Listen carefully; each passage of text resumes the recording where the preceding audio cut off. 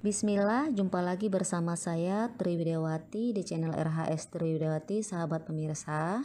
Kali ini kita akan membicarakan tentang pembagian secara umum dari obat-obat antidiabetik per oral. Jadi obat ini diberikan untuk mengontrol kadar glukosa di dalam darah pada penderita diabetes mellitus. Nah, jadi apa itu diabetes mellitus? Diabetes mellitus adalah suatu sindroma metabolik yang ditandai dengan peningkatan kadar glukosa di dalam darah atau hiperglikemia yang terjadi akibat adanya gangguan sekresi insulin dan atau gangguan fungsi daripada insulin. Di mana ini terjadi? Karena ada masalah di sel beta pankreas, di mana fungsi sel beta pankreas ini salah satunya adalah merangsang sekresi insulin atau menghasilkan insulin. Mengapa rupanya kalau ada masalah di insulin? Kita ketahui bahwa insulin fungsinya adalah menyimpan glukosa di dalam darah. Jadi kalau ada masalah di sini sehingga glukosa tidak disimpan, akhirnya dia tetap beredar di dalam darah, jadi naiklah kadar glukosa di dalam darah. Lalu bagaimana sih pengaturan kadar glukosa di dalam darah di tubuh kita? Nah, disinilah akan dijelaskan secara ringkas bagaimana pengaturan kadar glukosa di dalam darah disertai di mana lokasi atau cara kerja dari obat-obat yang mengontrol kadar glukosa di dalam darah pada pasien diabetes mellitus. Terutama adalah obat-obat antidiabetik per oral. Jadi ini adalah gambaran mengenai pengaturan kadar glukosa di dalam darah yang terjadi secara fisiologis dan juga di mana kerja dari beberapa obat antidiabetik untuk mengontrol kadar glukosa di dalam darah. Pertama-tama kita lihat dulu ya masing-masing penjelasan dari gambar ini. Jadi yang pertama di atas ini kita lihat ini mewakili saluran cerna, kemudian ada pembuluh darah, kemudian di sini kita lihat ada sel beta, ada sel otot, kemudian sel lemak dan juga sel hati. Selain itu juga di sini ada jaringan-jaringan yang lainnya. Selanjutnya kita lihat di sini ada simbol bulat, ini mewakili glukosa. Kemudian yang segi 6 mewakili insulin yang ada di dalam tubuh. Selanjutnya kita lihat di sini ada pintu-pintu tempat masuknya insulin. Nah, selanjutnya kita lihat di sini ada glukosidase. Ase ini artinya enzim ya, jadi glukosidase. Nah, di sini ada alpha glukosidase inhibitor. Artinya ada yang menghambat kerja enzim alpha glukosidase ini. Kemudian ada diazoxid, ada sulfonylurea, ada thiazolidinedione dan ada biguanide. Kita lihat di sini thiazolidinedione di PPR gamma. Kemudian ada biguanide. Di sini dia ada yang mempengaruhi di proses gluconeogenesis.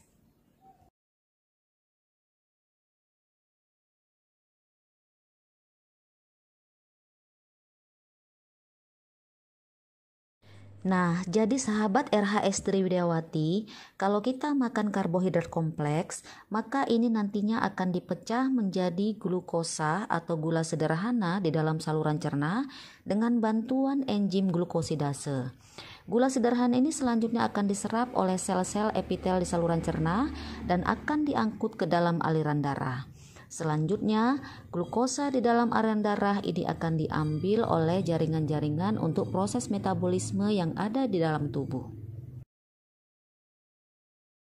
Di sel beta pankreas, metabolisme glukosa ini akan meningkatkan ATP yang selanjutnya akan merangsang sekresi insulin.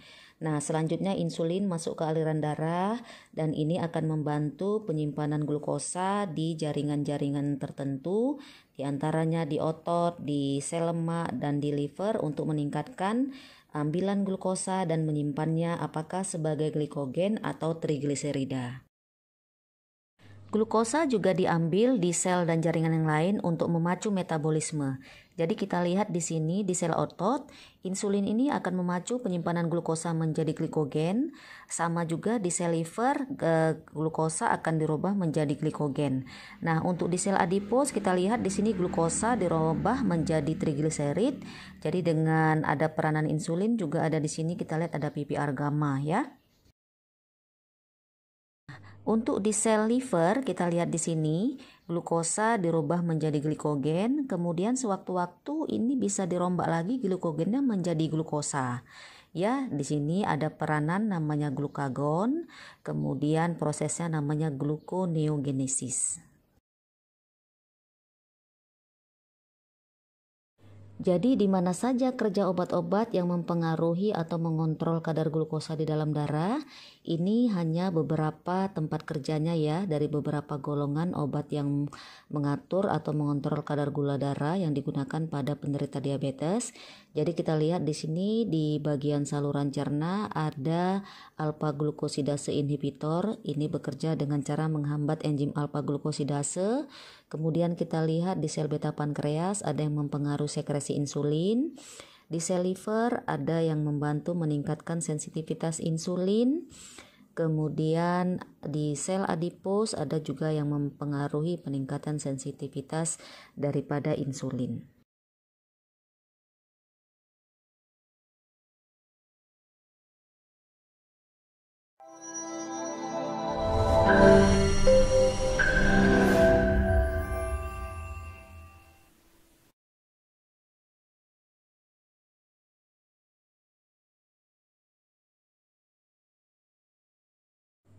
Sahabat RHS Triwidawati, selain yang sudah dijelaskan tadi, ada juga peranan hormon lain dalam pengaturan keseimbangan kadar glukosa di dalam darah. Apa itu? Yaitu hormon inkretin. Jadi hormon ini ditemukan sekitar tahun 1930-an yang lalu, di mana dengan sintesis hormon usus yang mirip dengan insulin. Nah, jadi inkretin berasal dari 3 suku kata yaitu intestine, secretion, dan insulin, yang artinya saluran cerna berperan dalam hal sekresi insulin dan keseimbangan glukosa di dalam darah. Nah, jadi kalau kita lihat di gambar ini, ya, ini ada makanan. Kalau kita makan, maka di saluran cerna akan melepas hormon inkretin tadi. Nah, hormon inkretin itu apa saja? Ada GLP-1 dan GIP. Nah, selanjutnya hormon ini akan merangsang sel beta pankreas untuk menghasilkan insulin. Kemudian insulin akan bekerja seperti yang sudah dijelaskan tadi, di antaranya meningkatkan ambilan glukosa di jaringan perifer sehingga kadar glukosa darah puasa dan setelah makan menjadi turun. Nah, kemudian dengan ada peranan hormon inkretin ini juga menyebabkan produksi glukosa di hati juga berkurang. Yang ini juga akan menyebabkan kadar glukosa darah puasa dan setelah makan juga berkurang. Nah, sahabat pemirsa, kita lihat di sini. Jadi, kerja dari hormon inkretin ini dia didegradasi oleh enzim. Nama enzimnya adalah DPP4. Jadi dengan adanya enzim ini, maka ini akan menginaktivasi GLP-1 dan GIP tadi. Lalu bagaimana cara kerja obat yang berperan di sini? Cara obat yang berperan di sini adalah menyerupai hormon inkretin sehingga disebut dengan analog GLP-1, dan yang kedua bekerja dengan cara bagaimana caranya agar hormon ini tetap ada. Caranya bagaimana? Dengan cara menghambat kerja enzim yang mendegradasi hormon inkretin tadi sehingga ada obat golongan inhibitor DPP4.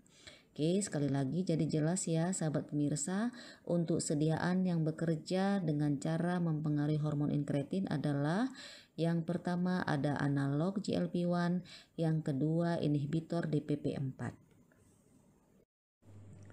Selanjutnya mekanisme lain dalam pengaturan kadar glukosa di dalam darah yaitu di daerah ginjal. Jadi kalau kita lihat sahabat RHS Triwidawati, ya, ini menunjukkan gambaran ginjal, ini tempat penyaringan glukosa, kemudian ini glukosa akan diserap lagi di daerah sini. Jadi ini daerah glomerulus, capsula Bowman, kemudian ini daerah tubulus proksimal, ya, kemudian ini berkemih dikeluarkan dalam bentuk air seni. Jadi kalau kita lihat pada keadaan normal, maka glukosa yang sudah difiltrasi di daerah glomerulus ini nanti akan diserap kembali di tubulus proksimal. ya, tetapi ini pada kadar glukosa darah yang normal. Pada keadaan hiperglikemia atau kadar gula darah yang tinggi pada penderita diabetes mellitus, maka ini akan melewati kapasitas reabsorpsi yang akan dapat meningkatkan kadar glukosa di dalam darah. Oleh karena itulah ada obat yang kerjanya menghambat reabsorpsi ini tadi, sehingga tidak diserap lagi glukosanya dan dikeluarkan melalui urin, sehingga kadar glukosa di dalam darah pun menjadi turun. Nah, bagaimana dia bisa menghambat reabsorpsi atau penyerapan kembali itu tadi? Ternyata ada suatu pengangkut atau transporter yang berperan dalam hal penyerapan glukosa ini tadi. Namanya adalah SGLT2. Jadi singkatan dari sodium glucose transporter yang tipe 2. Nah, jadi obat yang bekerja di sini adalah dengan cara menghambat transporter ini tadi. Dengan dihambatnya transporter ini, maka tidak terjadi penyerapan kembali atau reabsorpsi glukosa, sehingga kadar glukosa di dalam darah pun menjadi turun karena dikeluarkan melalui berkemih. Nah, jadi sudah jelas ya sahabat RHS Triwidawati, di mana saja kerja obat antidiabetik per oral dalam mengontrol kadar glukosa di dalam darah. Jadi secara umum kita lihat di sini kerjanya adalah di level pankreas dan ekstra pankreas. Di level pankreas contohnya apa saja? Ada golongan sulfonylurea, contoh obatnya adalah glibenclamid, kemudian agonis GLP-1 dan penghambat enzim DPP4. Untuk di ekstra pankreas kerjanya ada di saluran cerna, kemudian di otot, lemak, dan di liver, dan juga di ginjal.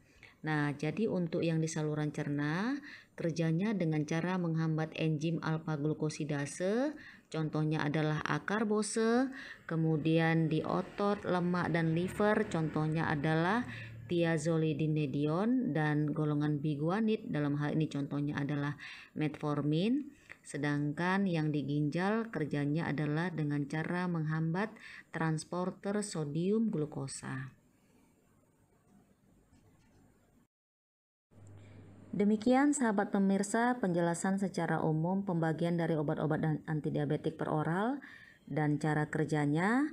Selanjutnya untuk penjelasan lebih khusus tentang dua bagian obat ini, contohnya dalam hal ini adalah glibenclamid dan metformin, yang mana yang bisa menyebabkan keadaan hipoglikemi dan yang mana yang tidak, akan kita bahas pada video berikutnya ya.